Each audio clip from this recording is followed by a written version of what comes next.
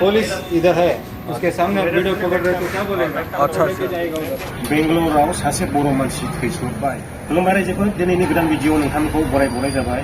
बेंगलुरु सिटिनि सिङाव थानाय मालिसराम होननाय जायगायाव जोंनि सासे बर' सुबुं दिनै थांनाय हरावहाय थैसोनानै थादों। बे खौरांखौ आङो सानजौफुआवनो मोनदोंमोन, नाथाय आङो बासआवसो दंमोन। दासो ओंखारदों आं बासनिफ्राय आरो गाखोफिनबावनांगौसो। ओंखारनानै रेस्ट लाबाय आं जिरायनो बानानैहाय। बेनिखायनो बे खौरांखौ आङो नोंथांमोननिसिम फोसावहरनाय जाबाय। जायनाखि बेंगलुरुआवहाय दिनै थांनाय हराव थैसोदों, बे मानसिया चिरां जिल्ला आमगुरि पुलिस थानानि सिङाव थानाय रानिजरा होननाय गामिनिमोन बियो। दुखुनांथावसिन बाथ्राया बेसो, बिथाङा दायो गिबि खेब बिफा जानो थांगासिनो दंमोन आरो बिनि बिसिया 8 मासनि गोरबो गोथै। नैबे मास मोनसे 9 दिनल' बाखिसैमोन बिथांनि बिसाया संसारखौ नुफिननो थाखाय। बिथांनि बिसिया दि दा गोरबो गोथै जानानै दंमोन, बे समावसो बेफोरबायदि जाथाय जानानै होबाय। बिराद दुखुनांथाव बाथ्रा रायजो राजा नोंथांमोन। आङो बारा गोलाव भिडिअखौ फोसावलिया, नै बेखिनि खौरांखौ आङो नोंथांमोननो फोसावहरनो सानबाय। आङो भिडिअखौबो नोंथांमोननो क्लियार देखायनो हानाय नङा, मानोना बेफोरबायदि दिन्थिनो हानायनि एलाउ गैया इउटुबावहाय।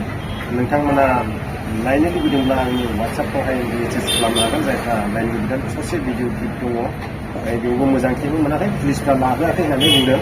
दा बे गोथै सहखौहाय पस्टमर्टेमनि थाखाय लांनाय जाबाय। बेखौहाय न'आव फाथायहरगोन होननानैहाय आङो खोनानो मोनदों।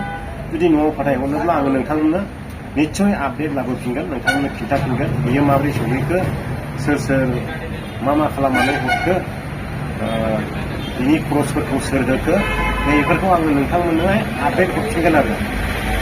दिनैनि भिडिअआ बेखिनियानोसै रायजो नोंथांमोन। आंनो हरखाबै होनाय जाबाय, खिन्थु मोजांबो जायासै जानो हागौ। नोंथांमोननो क्लियार खिन्थाजोबनो हायाखिसै आङो।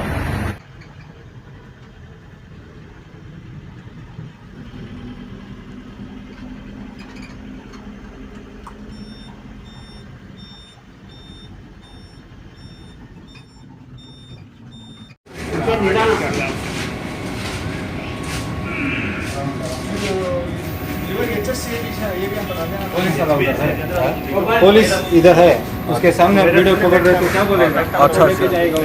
अच्छा मालूम है मेरे को, वही पता है।